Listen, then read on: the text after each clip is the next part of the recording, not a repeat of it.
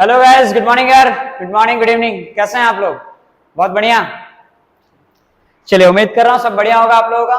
ठीक है, और आज जो है हमारा 75 आरटी चैलेंज का 49वां दिन है। और आज के दिन हम स्टार्ट करने वाले हैं महारथी चैप्टर, महारथी स्टैटिस्टिक्स, है ना। स्टैटिस्टिक्स जो है महारथी क्यों बोला मैंने, है ना, ये उन चैप्टर्स में से आता है जो अकेले, कहते ना, अकेले इतना दम रखता है कि आपको पास करवा सके। मैंने ये चीज जो है इस शॉर्ट्स में बताया भी था। स्टैटिस्टिक्स का बेसिक मैथ्स में 16 नंबर का वेटेज आता है, जबकि पास होने के लिए सिर्फ 27 नंबर 28 नंबर चाहिए। 28 नंबर पे आप अच्छे से पास हो जाओगे आप आराम से, और 16 नंबर तो अकेले आपको ही दे देगा। समझ रहे हो, बहुत बहुत अच्छा वेटेज है इस चैप्टर का। और बेसिक मैथ्स में ये बहुत बहुत इंपॉर्टेंट तो स्टैंडर्ड मैथ्स के पॉइंट ऑफ व्यू से भी है, बट बेसिक वालों के लिए बहुत ज्यादा, क्योंकि बता 16 मार्क्स का वेटेज कैरी करता है ये। तो इस चैप्टर को छोड़ना एक बेवकूफी है, इस चैप्टर का हमें छोड़ना नहीं है। प्लस इस चैप्टर को डिटेल्ड में हमें समझना है, करना है, इसके एक एक क्वेश्चन मैं इनफैक्ट आपको ये तक बोलूंगा कि आप एनसीईआरटी स्टैटिस्टिक्स की कम से कम 3 से 4 बार सॉल्व कर लें, अगर आपने अभी तक कुछ ना करा हो तो। अगर आपकी सिचुएशन ऐसे हो रखी है, ठीक है, आपने साल भर पढ़ाई नहीं करी है ना, आपके पास बहुत कॉन्फिडेंस था कि हम कर लेंगे, लेकिन आपने नहीं करा, ठीक है, अब क्या करें, है ना। तो अब आपको स्टैटिस्टिक्स करना है, प्रोबेबिलिटी करना। अभी जो 2 चैप्टर जो अपने बाकी रह गए ना, लास्ट के 2 चैप्टर ही बाकी हैं, वो 2 चैप्टर ऐसे हैं सर कि आपको आराम से पास करवा देंगे, आपको अच्छे नंबर दिलवा देंगे।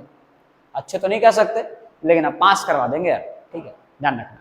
तो इसी के साथ शुरू करते हैं अपन स्टैटिस्टिक्स। पेन कॉपी निकाल लीजिए, और जो जो मैं बताऊं एक एक चीज को ध्यान से नोट डाउन करते रहना है, ठीक है। देखो, इस चैप्टर के अंदर हमें जो है 3 इंपॉर्टेंट पार्ट्स हम पढ़ने वाले हैं। इसके अंदर हम पढ़ते हैं मीन, फिर हम पढ़ते हैं मीडियन, और फिर हम पढ़ते हैं इसके बारे में मोड। मीन, मीडियन, मोड, ये 3 चीजें हमें पढ़नी है इसके अंदर। एक एक करके एक एक लेक्चर में हम तीनों को समझेंगे। आज हमारा पहला दिन है स्टैटिस्टिक्स का, आज हम पहला लेक्चर 1 है, तो आज के दिन हम स्टार्ट करेंगे विथ मीन। अब मीन निकालने के देखो 3 तरीके होते हैं, हमने 3 तरीके पढ़ने हैं। एक तो होता है डायरेक्ट मेथड, एक दूसरा हम पढ़ते हैं assumed mean method, assumed mean, ठीक, और लास्टली हम पढ़ते हैं step deviation method, step deviation. अब इसके अंदर बात है कि हमें पढ़ाया तो सब जाता है, लेकिन यूज तो हमें कोई भी एक ही करना है। तो मैं आपको एक ही प्रेफरेंस दूंगा, एक ही चीज सिखाऊंगा, है ना। हमें सिर्फ एक ही मेथड फॉलो करना है, दैट इज स्टेप डेविएशन। सबसे आसान तरीका। आप तीनों मेथड से आंसर निकालोगे, आपका सब में आंसर सेम आएगा, लेकिन इंपॉर्टेंट क्या है, जल्दी करना प्लस आसानी से करना, जो आसानी समझ में भी आ जाए ना। अब मालूम पड़ा तुम मेहनत किए जा रहे हो, रगड़े जा रहे हो ना, तुम्हारा आंसर ही रॉन्ग आ रहा है, क्या मतलब।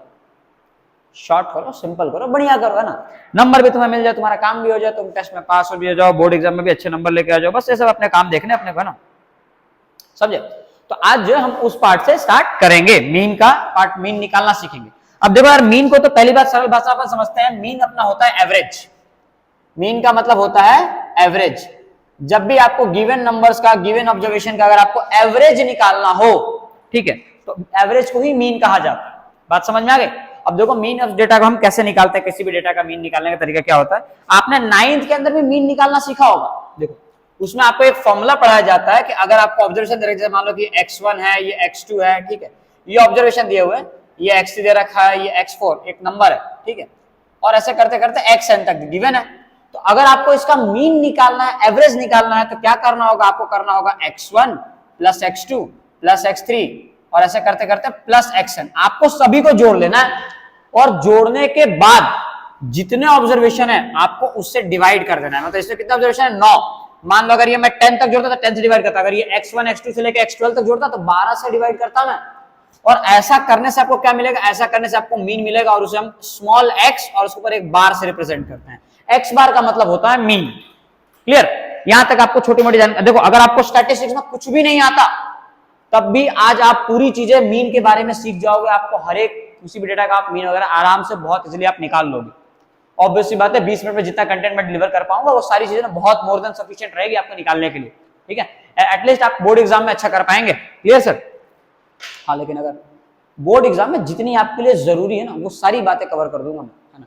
अब ऐसा भी नहीं ना कि आप 20 मिनट का लेक्चर देख के आपको पूरे साल भर वाला फील तो नहीं आएगा आपको, ऑब्वियसली बात है, उसे तो बहुत डिटेल चाहिए। हाँ, लेकिन इतना आपका काम हो जाएगा कि आप एनसीईआरटी सॉल्व कर पाएंगे, और बोर्ड्स में आप स्पेशली अच्छा कर पाएंगे।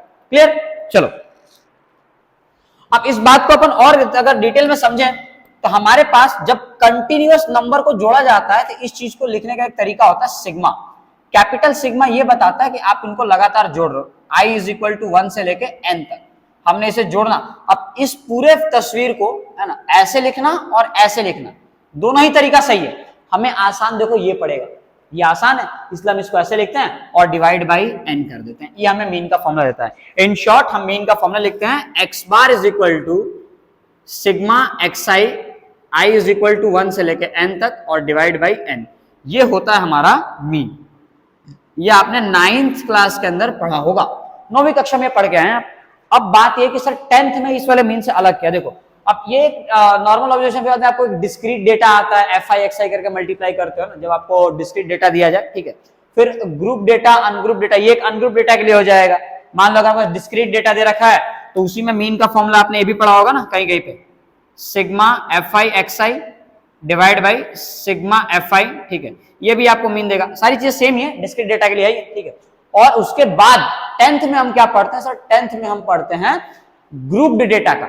जैसे अगर ग्रुपिंग कर रखी है 0 से 10, 10 से 20, 20 से 30, 30 से 40, तो इस टाइप के डेटा का अगर आपको मीन निकालना है तो ग्रुप डेटा कहते हैं। और इसको मीन, इस टाइप के मीन निकालने के लिए हमें 10th में जो फॉर्मूला पढ़ा वो हम यूज करेंगे। और यहाँ पे हमारे पास मीन निकालने के लिए स्टेप डेविएशन मेथड का जो फॉर्मूला है हमारे पास, a plus sigma fi ui divided by sigma fi into h, ये फॉर्मूला हम यूज करेंगे। और ये इसे कहते हैं स्टेप डेविएशन मेथड। क्या कहते हैं इसे, स्टेप डेविएशन मेथड। और यही फॉर्मूला हम यूज करने वाले हैं। मैं एक एक चीज की जानकारी दूंगा आपको, है ना, क्या करना है, कैसे करना है, कितना करना है, A to Z सभी चीजें। चलो let's begin with the first question. Mean का पहला सवाल हम स्टार्ट करते हैं। देखिए मैं इतना तो मान के चल रहा हूं कि आपको कुछ ना कुछ बेसिक ज्ञान तो होना चाहिए, है ना। आपने स्कूल में कुछ ना कुछ तो करा ही होगा, थोड़ा बहुत आइडिया अगर आपको है तो आपको पूरी बात समझ में आ जाएगी। देखिए हम पहला क्वेश्चन करने जा रहे हैं। हमारे पास पहला क्वेश्चन गिवन है, क्लास इंटरवल गिवन है, ठीक है। देखो आपको जो है 2 कॉलम दिया जाएगा, एक क्लास, ठीक, और उसके बगल में आपको दी जाएगी फ्रीक्वेंसी, फ्रीक्वेंसी जिसे हम fi से डिनोट करेंगे, fi। अब इसमें देखो हमें क्या गिवन है, क्लास इसका है 10 से 25, है ना, 25 से 40, फिर 40 से 55, 40 से 55, ठीक है, 40 से 55, 55 टू 70, कहां तक जाना आपने को, 70 टू 85 एंड 85 टू 100। हमें यहां तक 100 तक जाना था, बस क्लियर टोटल। अब इसके बाद देखो फ्रीक्वेंसी दी है 2, 3, 7, 6, 6, तो इसमें 2, इसकी फ्रीक्वेंसी 3 है, इसकी फ्रीक्वेंसी 7 है, इसके 6, 6 और 6, ये हमें दी गई है फ्रीक्वेंसी। अब ये इतनी चीजें तुम्हें दी रहती है। अब आगे क्या करना है सर, आगे वाला काम बहुत इंपॉर्टेंट है। आगे हमें क्या करना है, देखो अब आगे तुम्हें जो है 3 कॉलम बनानी पड़ती है। पहला आप कॉलम बनाते हैं एक्स, ये तो आपका क्वेश्चन वाला पार्ट है। अब आप जो अगला निकालते हैं वो होता है आपका क्लास मार्क। अब ये आपको खुद से निकालना होता है। क्या ये बहुत हार्ड है? नहीं, बिल्कुल नहीं, बिल्कुल हार्ड नहीं है, ठीक है। क्या बहुत आसान है? बिल्कुल बहुत आसान है। कैसे, देखो क्लास मार्क निकालने के लिए क्या करना होता है, आपको जो भी क्लास इंटरवल दिए हैं ना उनको ऐड करके 2 से डिवाइड कर दो। 10 प्लस 25 कितना आएगा, 35, और 35 को 2 से डिवाइड करना 17.5 आ जाएगा। मतलब ये तुम्हारा आ जाएगा 17.5। अब अगले में भी सेम, दोनों को ऐड करके 2 से डिवाइड करो। अब देखो सब में अगर ऐड करके 2 से डिवाइड करूंगा तो ये तो अपना कैलकुलेशन लंबा जाएगा, लेकिन अपन ऐसा नहीं करेंगे। देखो इनमें कितने गैप है, 15 नंबर का ना, बस 15 इसमें जोड़ते जाओ तुम सब में, तुम्हारा ये आ जाएगा, एकदम करेक्ट आएगा। तो हम ये गधा मजूरी ना करके हम क्या करेंगे, डायरेक्टली सब में 15 ऐड करते जाएंगे ताकि अपना काम आसान हो जाए। अब 17 में अगर मैं 15 ऐड करूंगा तो कितना हो जाएगा, ये हो जाएगा आपका 32.5। 15 ऐड कर दिया कितना हो जाएगा 47.5। फिर से 15 ऐड कर दो कितना हो जाएगा 62.5। फिर से हमने 15 ऐड किया कितना हो जाएगा ये 77.5, और फिर 15 ऐड करो ये आ जाएगा आपका 92.5। इतनी चीजें आपने आसानी से कर ली। सिर्फ 15 जोड़ना तो है यार, कौन सा यहाँ पे रॉकेट साइंस पढ़ रहे हैं अपन, है ना। मिसाइल बनाना थोड़ी सीख रहा हूं मैं, ठीक है, मतलब सिखा रहा हूं, सीख तो तुम रहे हो, ठीक है। चलो अब आगे देखो, क्लास मार्क के बाद अगला काम क्या करना होता है। इसमें से आपको किसी भी एक नंबर को एज्यूम करना होता है। एज्यूम मीन जिसे कहते हैं ना, आप मान लो किसी एक को आप ए सपोज करें, ज्यादा टेंशन मगजमारी नहीं पालनी है। क्या कर लो, किसी एक को मान लिया मैंने पहला वाला ए है, इसको ए मान सकता हूं, इसको भी मान सकता हूं, इसको भी और इसको भी। क्यों, अपने माने किसको, प्रेफरेंस किसको दे सर, आपको सबको, हमें बीच वाले को मानना है, मैंने बीच वाले को ए कह दिया, बीच वाले को ही क्यों, देखो एक रीजन है, तुम जिसको ए मानोगे उसके ऊपर के नंबर माइनस में होंगे और नीचे के नंबर प्लस में। अब समझो, आधा माइनस आधा प्लस होने से क्या होता है कि आधे नंबर कट जाएंगे माइनस प्लस होके, तो नंबर छोटा आएगा, कैलकुलेशन तुम्हारी आसान हो जाएगी।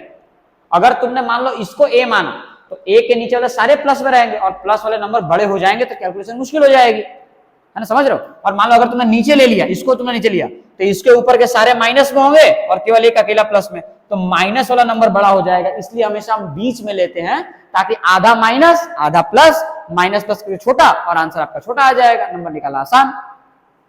अरे नंबर भाई जितना छोटा होता है कैलकुलेशन करना उतना आसान है। अब मैं तुमको बोलूं 5 से तुम डिवाइड करो 20 को, तुम कर लोगे। अब मैं बोलूं 5 को तुम डिवाइड करो 2,75,700 समथिंग, तो उसमें तो टाइम लगेगा ना, यही फर्क आता है यार, ठीक है। तो ये हो गया अपना क्लास मार्क। अब क्लास मार्क के बाद अगली लाइन क्या होती है, आपकी अगली लाइन होती है यूआई की। अब ये यूआई क्या होता है, यूआई का तुम फॉर्मूला लिख देना, xi minus a divide by h, ये फॉर्मूला तुम्हें लिख देना है, ठीक है। ये फॉर्मूला याद रखना, यूआई का ये फॉर्मूला होता है xi minus a divide by h। अब ये फॉर्मूला कैसे आता है, अब देखो ये फॉर्मूला कैसे आता है, अगर तुम्हें ये बात समझनी है फिर तो तुम्हें ये सारे मेथड देखने पड़ेंगे, एज्यूम मीन वाले, ठीक है। एज्यूम मीन भी देखना होगा तब जाकर तुम्हें बात समझ में आएगी, ठीक है, इसके डेरिवेशन वगैरह से। लेकिन अब उतने डिटेल में हम जा नहीं सकते, उतने डीपली नहीं जा सकते, टाइम नहीं है हमारे पास उतना, ठीक है, तुम्हारे पास भी नहीं होगा, ठीक। हाँ, तो इसलिए तुम्हें बस इस चीज को याद रखो कि ui is equal to xi minus a upon में h। ये हमें यूज करना नहीं, यूज नहीं करना है, सिर्फ याद रखना है। क्यों याद रखना है, यहाँ पे ऐसे लिखने के लिए, बस, बाकी कुछ भी नहीं करना है। अब देखो क्या करना है उसका नेक्स्ट काम, जहां को a माना है उसको हो जाएगा 0। अब जैसा मैंने तुम्हें बताया था कि ऊपर माइनस नीचे प्लस, इसके ऊपर -1 और -2। अब ये मत कहना तुम्हें 1 2 नहीं आता, आता है ना, नीचे +1 +2 +3, हो गया तुम्हारा काम आसान। बस, अरे 1 2 3 तो लिखना है, ऊपर माइनस में नीचे प्लस में, और क्या करना है, समझे। अब इसके बाद अगला काम क्या होगा सर, अगला आपका काम होता है fi ui, ठीक। बस ये कर लिया और आपका लाइफ झिंगा लाला, वो सुना तुमने, इसको लगा डाला तो लाइफ झिंगा लाला। बस तुमने ये कर डाला तो तुम्हारी लाइफ भी सेट हो जाएगी, तुम्हारा क्वेश्चन सेट हो जाएगा, लाइफ सेट होना होगा ना, क्वेश्चन बन जाएगा तुम्हारा। देखो अब नेक्स्ट स्टेप में क्या करेंगे सर, नेक्स्ट स्टेप में क्या करेंगे, मैं एक काम करता हूं थोड़ी आपकी क्लैरिटी के लिए, इन चीजों को ऐसे हाँ ऐसे कर लेते हैं, डन। अब देखो fi ui, जब भी दो ऐसे साथ, इसका मतलब मल्टीप्लाई करना है, किस किस को, fi वाले को और ui वाले को। ui तो मेरे सामने है, -2 -1, और fi ये रहा फ्रीक्वेंसी, फ्रीक्वेंसी को fi कहते हैं, ध्यान रखना है ना, ये तुम्हारा fi है। अब मल्टीप्लाई करते जाओ, देखो मल्टीप्लाई करते जाओ, 2 इंटू -2 कितना आएगा, -4, 3 इंटू -1 कितना आएगा, -3, 0 0 इंटू 7 कितना हो जाएगा, 0, 6 1 जा 6, 6 2 जा 12, 6 3 जा 18, हो गया तुम्हारा काम, मल्टीप्लाई भी कर दिया। अब लास्ट में देखो फॉर्मूला क्या होता है, मीन का फॉर्मूला पढ़ा था, x bar is equal to a plus sigma fi ui divide by sigma fi into h, इतना करना था हमें। देखो तुम्हें सिग्मा fi ui, सिग्मा मतलब क्या हुआ कि तुम्हें जोड़ना है किसको, fi ui को, तो जोड़ दो ना। देखो यहां लिख रहे हैं अपन sigma fi ui is equal to, देखो अब तुम समझना, 4 और 3 कितना हो गया, 7, 7 नंबर माइनस में है, 7 नंबर माइनस में है, और इनको जोड़ो, 12 प्लस 6 18, 18 और 18 कितना हो गया, 36, 36 में से 7 माइनस कर दो, कितना आ जाएगा, 29। तो तुम्हारा आंसर आ गया यहाँ पे 29, ये काम इतना खत्म। अब फ्रीक्वेंसी सिग्मा fi, मतलब fi वाले लाइन को जोड़ दो, देखो जिसके आगे सिग्मा लग गया ना, इसका मतलब ये कि उस लाइन को पूरा जोड़ देना है, तो fi के आगे सिग्मा मतलब fi को पूरा जोड़ दो, 2 + 3 5, 5 + 7, अब ऐसे जोड़ सकते हैं, बट देखो हालांकि जोड़ने का आसान तरीका, 3 और 7 कितना हो जाएगा, 10, 6 6 12 6 18, 18 और 2 कितना हो गया, 20, तो 20 और 10 कितना हो गया, 30, ये आपका आ जाएगा sigma fi is equal to 30। देखो सबके अपने अपने तौर तरीके होते हैं, तुम्हें जैसे आसान लगे तुम ऐसे भी जोड़ दो, 2 + 3 5, 5 + 7 12, 12 + 6 18, 18 + 6 24, 24 + 6 30, ऐसे भी आ जाएगा, नॉर्मल जोड़ो ना। अब जब सभी चीजों को हमने प्राप्त कर लिया है प्रभु, तब अपना अगला काम क्या होगा, देखिए साहब, हमें अगला काम करने के लिए सबकी वैल्यू उठाकर रख देनी है। So x bar is equal to a की जगह पे 47.5 रख दिया सर, प्लस की जगह पे प्लस, सिग्मा fi ui 29 है, रख दो, अपॉन में सिग्मा fi था एफ आई कितना है 30, रख दो कोई दिक्कत नहीं, ब्रैकेट बना दो, इनटू क्या है एच, एच की वैल्यू, एच क्या होता है, एच होता है हाइट। कितने का गैप है इसमें, 10 से 25 में कितने गैप आ रहा है, 15 नंबर का ना, एच की जगह पे तुम 15 ले लो, रख दो यहाँ पे 15, बस हो गया तुम्हारा काम खत्म। देखो 15 वन जा और 15 टू जा, नीचे आ जाएगा 2। अब नेक्स्ट स्टेप में 47.5 प्लस, अब 29 डिवाइड बाई 2 करो, तुम्हारा आंसर आ जाएगा 14.5। अब इन दोनों को जैसे तुम ऐड कर दोगे तो ये तुम्हारा आंसर आ जाएगा 62, तो ये तुम्हारा मीन आ गया, mean is equal to 62। Clear है क्या मेरी बात? इतने आसानी से आप किसी भी नंबर का, किसी भी डेटा का मीन निकाल सकते हो। अब इसमें कम से कम समय में और कवर करने के लिए एक अपन आसान सा सवाल करने जा रहे हैं, जिसके अंदर आपको जो एक और सवाल कर लेते हैं, एक सवाल हम और कर लेते हैं जिसके अंदर आपको पहले से ना एक मिसिंग फ्रीक्वेंसी का सवाल करना है, ठीक है, मिसिंग फ्रीक्वेंसी का सवाल। देखो मिसिंग फ्रीक्वेंसी का सवाल, मिसिंग फ्रीक्वेंसी का सवाल ये रहा। मिसिंग फ्रीक्वेंसी क्या होती है सर? देखो मिसिंग फ्रीक्वेंसी वो होती है जिसके अंदर आपको पहले से एक फ्रीक्वेंसी गायब कर दे, ठीक है। जैसे मैं आपको सवाल दे रहा हूं, हमारे पास सवाल क्या है, एक आपको दिया हुआ है डेली पॉकेट अलाउंस, यहाँ पे आप क्लास के फॉर्म में लिख लो क्लास, और इसमें आपको गिवन है 11 से 13, 13 से 15, 13 से 15, 15 से 17, क्लियर। अब 17 से कितना आ जाएगा ये 19, और 19 से 21, 21 से 23, कहां तक जाना अपने को, 23 से 25, यहां तक कर दिया। ये हो गया आपका ये पार्ट खत्म। नेक्स्ट अपना आएगा फ्रीक्वेंसी, फ्रीक्वेंसी। अब ये पार्ट कितना जाएगा इसको भी देख लो। फ्रीक्वेंसी कितना गिवन है, 7, 6, 9, 13, तो 7, 6, 9, 13, और फिर दिया है f, और फिर गिवन है 5, एंड देन गिवन है 4। अब इतना तुम्हें गिवन है, और बाकी के ये टेबल तुम्हें खुद बनाने पड़ेंगे जैसा मैंने बताया था। बस क्वेश्चन देखो क्या गिवन है, the following distribution shows the daily pocket allowance of children of A locality, the mean pocket allowance is ₹18। Mean 18 दिया हुआ है पहले से, मीन पहले से 18 क्यों दिया है, क्योंकि यहाँ पे फ्रीक्वेंसी गायब कर दी गई है। मीन दिया हुआ है, तुम्हें फ्रीक्वेंसी बतानी, इस टाइप के भी सवाल आते हैं। ये आपके एनसीईआरटी में 13.1 पहले एक्सरसाइज का तीसरा सवाल है, देख सकते हैं आप, ठीक है। चलो अब इसे हम सॉल्व करते हैं। सर जी इसे सॉल्व करने के लिए सब कुछ सारे तिकड़म सेम लगेंगे। पहले हम निकालेंगे एक्स आई यानी क्लास मार्क, थोड़ी जगह के अपने पास अभाव है तो अपन पतले पतले लाइन बनाएंगे। देखो 11 + 13 कितना हो जाएगा, 11 + 13 24, और 24/2 करो कितना आ जाएगा 12।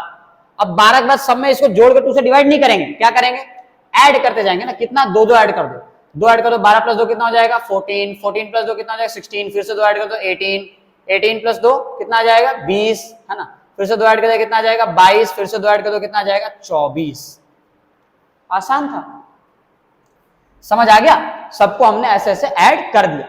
अब नेक्स्ट पार्ट हमारा क्या होगा, नेक्स्ट पार्ट में हमें क्या करना, हमें यहाँ पे लेना है यूआई। अब मैंने तुम्हें बताया था यूआई का फॉर्मूला देना xi - a divide by h। अब ये लाइन में बना दो, क्या होगा, किसी एक को तुम्हें a मानना है, किसी एक को a मानना है, तो मैं मान लेता हूं जिसमें देखो मिसिंग फ्रीक्वेंसी उसको तुम a मान लो, तो यहाँ पे क्या आ जाएगा 0, ऊपर -1, -2, -3 और -4, नीचे +1 +2। जिसमें f है उसको a मानने का फायदा, बहुत फायदा, देखो ये 0 हो जाएगा, ये 0 हो जाएगा, आपके लिए निकालना आसान पड़ जाएगा। बात समझ में आ गई क्या? तो आपको हमेशा ये करना है जिसमें मिसिंग फ्रीक्वेंसी हो उसको आप a मान लो ताकि ये 0 हो जाए। तिकड़म आसान है ना, a डिसाइड करना था ना कि ऊपर ले नीचे ले के बीच, मैंने कहा था बीच में लो, लेकिन कब, जब सब दिया हो, इसमें एक गायब कर दिया गया है और ये हमारे लफड़ा कर सकता है, और इसको लफड़ा ना करे इसलिए क्या कर सकते हैं, खत्म कर दो। नंबर खत्म कब होते हैं, जब 0 हो जाए। इसको 0 से मल्टीप्लाई करने के लिए इसको a मान ले ताकि इसके सामने क्या आ जाएगा 0, बात खत्म। अब देखो अगला क्या करना है आपको, अगला आपको निकालना है FI/UI। अब ये वाली लाइन निकालते ही आपका देखो पूरा रेडी हो जाएगा। 7 4 जा 28, 6 3 जा 18, 9 2 जा 18, 13 1 जा 13, ये कितना आ जाएगा 0, 5 1 जा 5 और 4 2 जा 8, 5 और 8, देखो 5 और 8 कितना हो गया 13, तो ये +13 से -13 तो कैंसिल हो जाएगा। अब क्या बच रहा है 18 18 36, ठीक है, और 36 में तुम 8 जोड़ दो, हो जाएगा तुम्हारा 44, 44 + 20 64 है ना। तो ये तुम्हारा आ गया answer, sigma FI/UI is equal to -64। Done, sigma FI/UI is equal to -64 आ गया। अब बताओ सिग्मा FI कितना होगा, बस ये आखिरी लाइन तो निकालनी है हमें। तो 7 प्लस 6 13, 13 प्लस 13 26, 26 प्लस 9 ये आ जाएगा तुम्हारा 35, 35 प्लस 5 40, 40 प्लस 4 44, तो ये आ गया 44 प्लस एफ, 44 प्लस एफ आ जाएगा। डन। अब लगा दो formula, mean is equal to A plus sigma F I U I divide by sigma F I into H. सबकी वैल्यू लाइन बाय लाइन उठा कर रखते जाओ और आंसर लाते जाओ। देखो मीन तुम्हें पहले से 18 गिवन था क्वेश्चन में, तो यहां रख देंगे 18। ए किसको माना है हमने, ए माना है यहां पे एफ को। अच्छा ए हमें इस लाइन में मानना होता है ना, थोड़ी सी गलती, ए इस लाइन में आएगा है ना, क्लास मार्क वाली लाइन में हम ए मानते हैं है ना, तो इस एफ के सामने ही तुम्हें ए मानना है। क्लियर, इसको ए मान लिया, तो ए की वैल्यू कितनी आ जाएगी अपनी 20 plus sigma F I you कितना दे रखा है -64, रख दो -64। सिग्मा एफ आई कितना है 44 प्लस एफ, रख दो 44 plus F. Next part into height, height कितनी है, कितना नंबर गैप है 2 नंबर का, तो यहां पे आ जाएगा 2। अब देखो काम कितना आसान हो जाएगा, इस 20 से यहां फेंको इसको, 18 माइनस 20 कितना आ जाएगा -2 इज इक्वल टू -64 अपॉन में 44 प्लस एफ और इंटू यहां पे क्या है 2। देखो माइनस से माइनस कटेगा और 2 से 2 कट जाएगा। बात समझ में आ गई। यहां क्या बचा 1, 44 प्लस एफ को क्रॉस मल्टीप्लाई करेंगे, 1 से मल्टीप्लाई हो जाएगा 44 प्लस एफ और यहां पे क्या बचेगा 64। अब नेक्स्ट स्टेप में क्या करना है, इस 44 को लात मार के यहां फेंके, मतलब आप इसको टाइम तो वहां फेंक दें है ना, प्लस 44 से -44 और यहां पे तुम्हें मिल जाएगा f is equal to 64 minus 44, तो f की वैल्यू तुम्हारी आ जाएगी 20 और ये तुम्हारा करेक्ट आंसर है। बस इसी तरीके से मीन के छोटे मोटे सवाल आने वाले हैं जिसको आपको बहुत ही आसानी से टैकल कर लेना है। इसमें अगर आप इन क्वेश्चंस को अगर आप कर लेते हो तो इसके बाद आप एनसीईआरटी के बाकी रिमेनिंग क्वेश्चंस को ट्राई करें और उन्हें सॉल्व करने की कोशिश करें। Clear sir? तो आज के लेक्चर में हम सिर्फ इतना ही करने वाले हैं। मीन को आपको ढंग से प्रैक्टिस कर लेना है, एनसीईआरटी सॉल्व कर लेना है, एक बार नहीं 2 बार कर लेना एकदम बढ़िया तरीके से। पहले तो पहले मीन करो, पूरी एक्सरसाइज सॉल्व करना, एग्जांपल भी सॉल्व कर लेना, ठीक है? और कोई डाउट रहे तो मुझे बताना, ठीक है सर? चलो फिर मिलते हैं, ना बाय, लेक्चर बना लेना।